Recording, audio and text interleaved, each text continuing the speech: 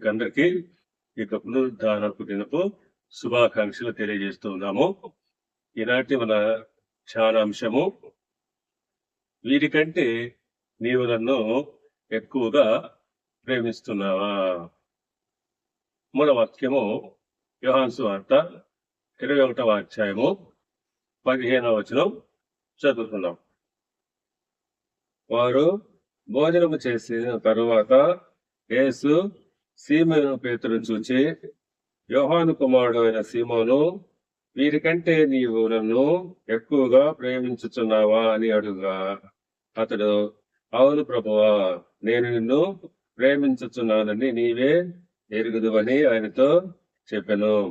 యేసు, నా గొర్రె పిల్లలను మేపుమని అతనితో చెప్పెను. దేవుడు తన పరిశుద్ధ వాక్యము దీవించును గాక. ఆమేన్. చిన్న ప్రార్థన చేసుకున్నాం.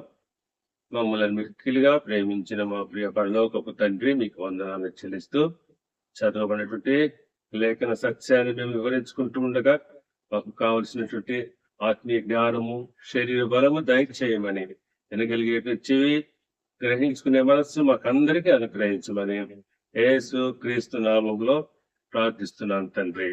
ఆమేన్. ప్రియులారా, పేతురు ప్రభువును ఎరగనని 3 సార్లు అబద్ధమాడాడు. అందుకు అతడు ఎంతగానో వేదన పడ్డాడు. మత్తయి సువార్త 26:7 చూస్తే మనకు అది అర్థమవుతుంది. ఇప్పుడు అతని ప్రేమను గురించి 3 సార్లు అతన్ని యేసు ప్రశ్నిస్తున్నాడు.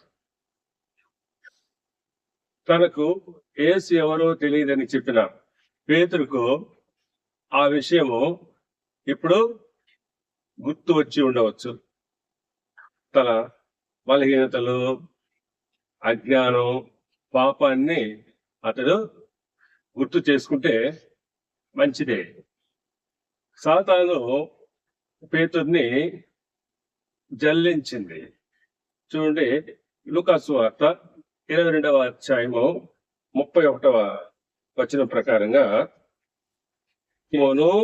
సీమోను, ఇదిగో సాతాను మిమ్మును పట్టి గోధుమ వలె జల్లించుటకు మిమ్మును కోరుకొనెను గాని.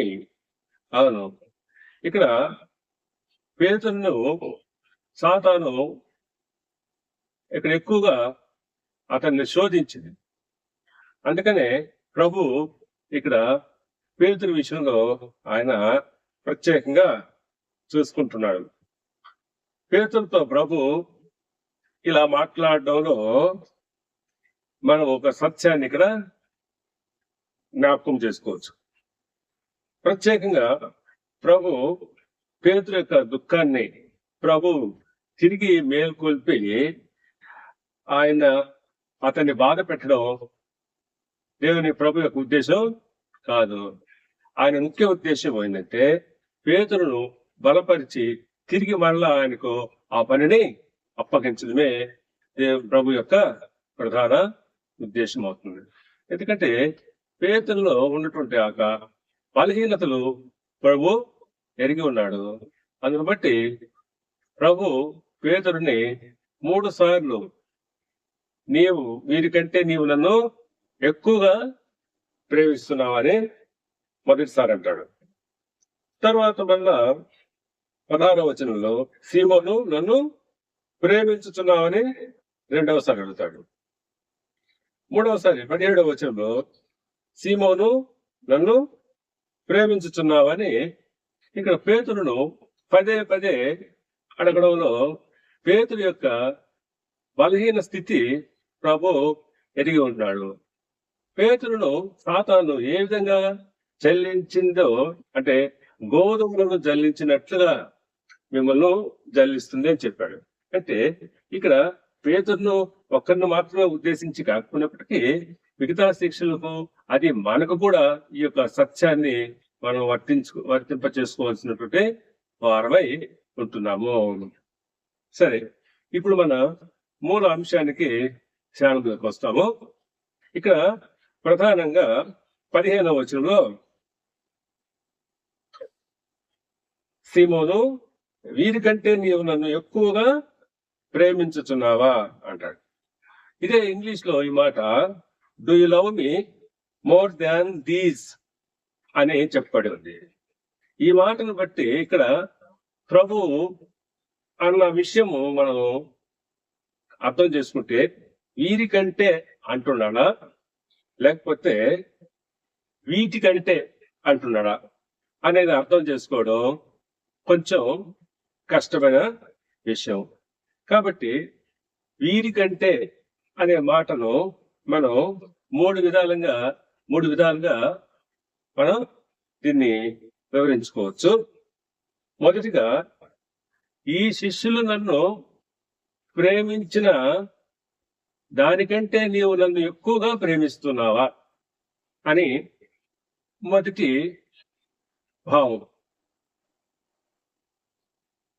రెండవది, ఈ శిష్యులను నీవు ప్రేమించిన దానికంటే నన్ను ఎక్కువగా ప్రేమిస్తున్నావు. చాలా జాగ్రత్తగా మనం అర్థం చేసుకోవాలి. మొదటిదేమో వీరికంటే అంటే మిగతా శిష్యుల కంటే నీవు నన్ను ఎక్కువగా ప్రేమిస్తున్నావా అని అన్నట్లుగా అర్థం చేసుకోవచ్చు. రెండవది, నీవు ఈ శిష్యులను ప్రేమించినట్లు నన్ను ప్రేమిస్తున్నావా అని అర్థం చేసుకోవచ్చు. మూడవది, చేపలు పట్టడం అనేటువంటి అవి ఎక్కువగా నువ్వు ప్రేమిస్తున్నావా, వాటిని నువ్వు ఎక్కువగా ప్రేమిస్తున్నావా? ఈ మూడిట్లో మొదటి వివరణ సరైందని మనం భావిస్తే, ఇక్కడ క్రీస్తు పట్ల తనకున్న ప్రేమానురాగాల గురించి పేతురు పదే ప్రభుతో చెప్తాడు. చూడండి, 13వ అధ్యాయము, యోహాను సువార్త 13వ అధ్యాయము 37వ వచనంలో పేతురు అంటాడు, ప్రభువా, నేనెందుకు ఇప్పుడు నీ వెంట రాలేను? నీ కొరకు నా ప్రాణము పెట్టుతునని అతనితో చెప్పగా, యేసు, నా కొరకు నీ ప్రాణము పెట్టుదువా? ఇక్కడ పేతురు ప్రభుతో అంటున్న మాటలు ఇవి. నీ కొరకు నా ప్రాణమైనా పెడతానయ్యా అంటాడు. పేతురు ఇక్కడ కూర్చో, ఆయన తన గురించి తాను ప్రభువుని ప్రేమిస్తున్న దాన్ని ఎక్కువ చేసుకుని ఇతరుల కంటే తను ఎక్కువగా ప్రభువును ప్రేమిస్తున్నటువంటి విధంగా ఆయన అంటున్నాడు. అదే విధంగా మత్తయి సువార్త 26:33లో కూడా ఆయన ఇదే విషయాన్ని మనం జ్ఞాపకం చేసుకోవచ్చు. మత్తయి సువార్త 26వ అధ్యాయము 33వ వచనం. అందుకు పేతురు, ఈ విషయమై అందరూ అభ్యంతర పడినను నేను ఎప్పుడునూ అభ్యంతర పడదని ఆయనతో చెప్పగా అని అంటాడు. అందరూ అభ్యంతర పడినప్పటికీ నేను మాత్రం అభ్యంతర పడను అని పేతురు యేసు ప్రభుతో చెప్తున్నాడు. ఇక్కడ మనము ఈ విషయంలో ఆయన ఏదేమైనప్పటికీ తాను ఎక్కువగా మీరందరికంటే నేను ఎక్కువగా నిన్ను ప్రేమిస్తున్నాను అని చెప్పేటువంటి భావమే ఆయనలో స్పష్టంగా కనిపిస్తుంది. సరే, ఏదేమైనప్పటికీ నీ చేదు అనుభవాల తర్వాత, తనకు తెలిసి వచ్చిన తర్వాత, ఇప్పుడు వీరందరికంటే నీవే ఎక్కువగా ప్రేమిస్తున్నానని చెప్పగలవా అన్నట్లుగా ప్రభు ఆ ప్రశ్న అడుగుతున్నాడు. వీరందరికంటే నీవు నన్ను ఎక్కువగా ప్రేమిస్తున్నావా అంటే, పూర్వం నీవు నన్ను ఎరుగనని 3 సార్లు అబద్ధం ఆడావు. అది నీ బలహీనత కావచ్చు, లేకపోతే నీకున్నట జ్ఞానం కావచ్చు, మరి ఏదైనా కావచ్చు. కానీ అది నీవు నిజంగా అది గుర్తెరిగి ఇప్పుడు ఇక్కడ ఉన్నటువంటి వారి అందరికంటే కూడా, నీ మిగతా తక్కిన శిష్యులు అందరికంటే కూడా నన్ను ఎక్కువగా నువ్వు ప్రేమిస్తున్నావా అని ప్రభు అడిగినట్లుగా మనం ఇక్కడ అర్థం చేసుకోవచ్చు. వీరందరికంటే అనే మాటలు బట్టి. సరే, రెండవ భావానికి వస్తే, రెండవది మనం ఏమనుకున్నాము? శిష్యులను ప్రేమించిన దానికంటే నీవు శిష్యులను మిగతా శిష్యులను ప్రేమించినట్లుగా నన్ను ప్రేమిస్తున్నావా అని అడిగాడు. అంటే ఈ లోక సంబంధంగా మనం మనుషులను ప్రేమిస్తుంటాం, బంధువులు ప్రేమిస్తుంటాం. ఇక ఆ ప్రకారంగా వారికంటే నన్ను ఎక్కువగా ప్రేమిస్తున్నావా అనే అర్థం వచ్చేటట్టుగా కూడా ఇది గమనించుకోవచ్చు.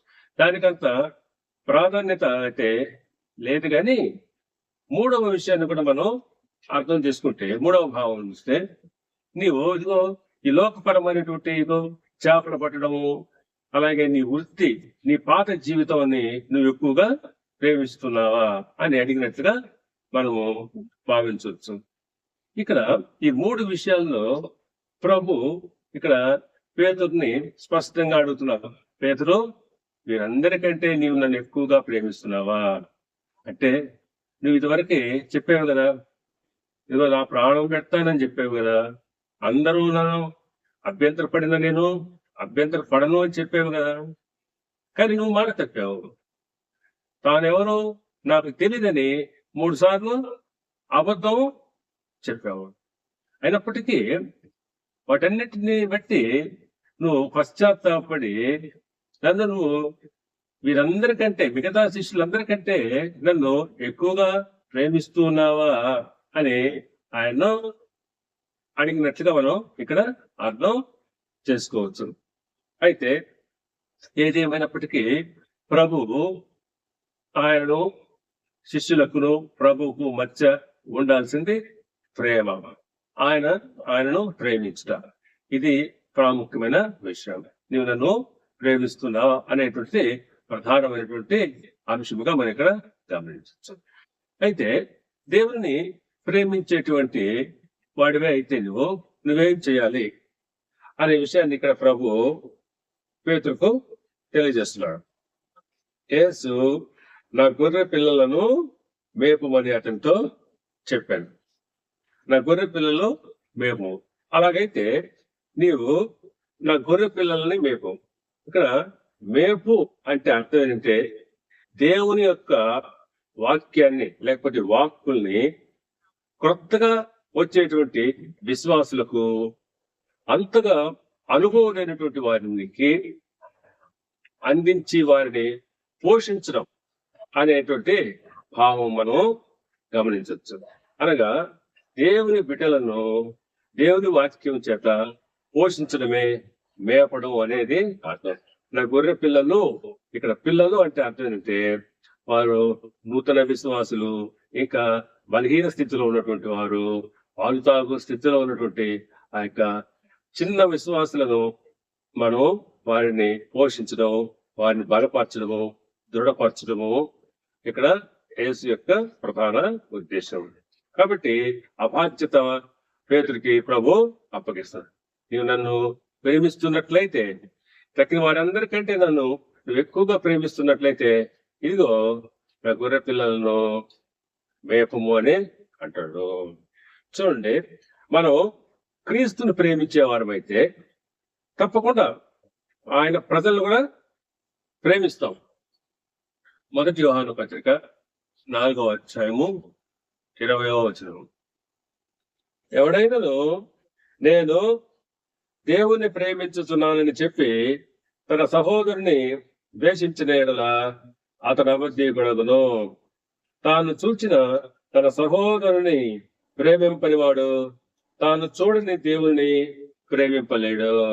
అవును, ఇక్కడ దేవుని ప్రేమిస్తున్నామని చెప్పి తన సహోదరుని ద్వేషిస్తే అటివాడు అబద్ధికుడు. ఎందుకంటే తాను చూచినటువంటి, తనకు ఎదురుగా ఉన్నటువంటి తన సహోదరుని అనగా దేవుని బిడ్డలను ప్రేమించలేనటువంటి వాడు తానికి కనిపించినటువంటి ఆ దృశ్యంగా ఉన్నటువంటి ఆ దేవాతి దేవుణ్ణి ఎలా ప్రేమించగలడు? ఆ విధంగా అతను చెప్తే అది మనం నమ్మశక్యమో కాదని ఇక్కడ భక్తుడు సెలవిస్తున్నాడు. అలాగే యోహాను సువార్త 14వ అధ్యాయము 15వ వచనం ప్రకారంగా, మీరు నన్ను ప్రేమించిన యెడల నా ఆజ్ఞలను గైకొందురు. అవును, మనం నిజంగా దేవుణ్ణి ప్రేమించే వారం అయితే తప్పకుండా ఆయన ఆజ్ఞల్ని గైకుంటాము. కనుక పిల్లరా, ఇక్కడ పేతురుకి ప్రభు చెప్తున్నటువంటి ఆజ్ఞ ఏంటంటే, నా గొర్రె పిల్లల్ని మేపమంటున్నాడు. సరే, తర్వాత మళ్ళా 16వ వచనంలో పేతురుతో ప్రభు మాట్లాడుతున్నాడు. రెండవసారి చూడండి. మరలా ఆయన, యోహాను కుమారుడమైన సీమోను, నన్ను ప్రేమించుచున్నావా అని రెండవసారి అతన్ని అడుగుగా, అతడు, అవును ప్రభువా, నేను నిన్ను ప్రేమించుచున్నానని నీవే ఎరుగుదు అని ఆయనతో చెప్పాను. ఆయన నా గొర్రెలను కాయుమని చెప్పాను. ఇక్కడ ఏమంటున్నాడు? నా గొర్రెల్ని కాయు. నువ్వు నన్ను ప్రేమించున్నట్లయితే నా గొర్రెలను కాయుము అంటాడు. ఇక్కడ మేపడానికి నువ్వు కాయడానికి చాలా వ్యత్యాసం ఉంది. ఇంకా మరింత ఎక్కువ అర్థం వచ్చేటట్లుగా ఇక్కడ కాపరిత్వానికి అర్థం ఉంది. అంటే క్రీస్తు ప్రజలకు కాపరిగా ఉండి వారిని అన్ని విధాలుగా వారి సంక్షేమాన్ని, ముఖ్యంగా ఆధ్యాత్మిక విషయాలు చూసుకుంటూ ఉండాలని ప్రభు యొక్క ఉద్దేశం. మనందరికీ ప్రధాన కాపరి యేసు క్రీస్తు. ఆయనలాగానే మనము ఆయన ప్రేమిస్తున్న వారంగా దేవుని బిడ్డలకు ఆయనను కాపరులుగా కొందరిని ఆయన, అలాగే అనేక రకాలుగా ఆయన దేవుడు ఏర్పాటు చేసినటువంటి పనిలో మనం ఉంటూ దేవుని బిడ్డలను కాసేవారంగా వారి యొక్క సంక్షేమాన్ని, ఆధ్యాత్మిక స్థితిని మనము గమనించుకుంటూ ఉండేవారంగా ఉండాలని ప్రభు ఇక్కడ పేతురుకు ఆజ్ఞాపిస్తున్నాడు. తర్వాత ఆయన మరలా మూడవసారి అడిగిన ప్రశ్నకు అదే సమాధానం ఇస్తున్నాడు. మూడవసారి అడిగినప్పుడు ప్రభు ఇక్కడ పేతురు కొంత వ్యసన పడ్డాడు. అంటే అతను ప్రభు తను పదే ఈ విధంగా ఎందుకు అడుగుతున్నాడు, తను ఆ విషయాన్ని అనగా ఆయన తను ఒక్కసారి అబద్ధం ఆడినట్టు ఆ సంఘటన ఆయన మరలా గుర్తు చేసుకుంటూ నా బలహీనతలను ప్రభు ఎదిగి ఈ విధంగా అడుగుతున్నాడా అని అతను భావించి అతను వ్యసన పడినట్టుగా కూడా మనం ఇక్కడ గమనించవచ్చు. ఏదేమైనప్పటికీ ఆయన అంటాడు, ప్రభువా, సమస్తము నీవు ఎరిగిన వాడివి, నీకంతా తెలుసు, నీవే ఎరిగి ఉన్నావని అంటాడు. నీవు సమస్తమును ఎరిగిన వాడవు, నిన్ను ప్రేమించుచున్నానని నీవే ఎరుగు అని ఆయనతో చెప్పాడు. నీకు తెలియందేమీ లేదు, సమస్త నేను ఎరిగిన వాడివి. నేను ప్రేమిస్తున్నానో లేదో నీకు తెలుసు అన్నాడు. అవును, మనం గురించినట్టే సమస్తము ప్రభువుకు తెలుసు. మనం ఆయన్ను నిజంగా ప్రేమిస్తున్నామా లేదా అనే విషయము ఆయన బాహటంగా ఎరిగి ఉంటాడు. మనము దేవుని ప్రేమించేవారమని మనము చెప్పుకున్నంత మాత్రాన ఏ ప్రయోజనం లేదు, కానీ ప్రభు మనం ఆయన ప్రేమిస్తున్నామా లేదనేటువంటి విషయాన్ని ఆయన స్పష్టంగా ఎరిగి ఉంటున్నాడు. కనుక పిల్లరా, మనము ప్రభువును ప్రేమించేవారుగా ఉన్నప్పుడు ఆయన గొర్రె పిల్లలను మేపేవారంగా ఉండాలి, ఆయన ప్రజలను కాచేవారంగా ఉండాలని దేవుని వాక్యం ద్వారా మీకు తెలియజేస్తూ ముగిస్తున్నాను. దేవుడి యొక్క వాక్యమును దీవించి ఆశీర్వదించి వర్తిల్ల చేయను గాక. ఆమేన్. ఇప్పుడు మన పరమ తండ్రి దేవుని ప్రేమయు, ఆయన కుమారుడును మన రక్షకుడైన యేసు క్రీస్తు యొక్క కృపయు, పరిశుద్ధాత్మ దేవుని యొక్క అన్యోన్య సహవాసమును, సమాధానమును, శాంతి ఇప్పుడు ఎల్లప్పుడు సదాకాలము మా అందరి మీద ఉండును గాక. ఆమేన్.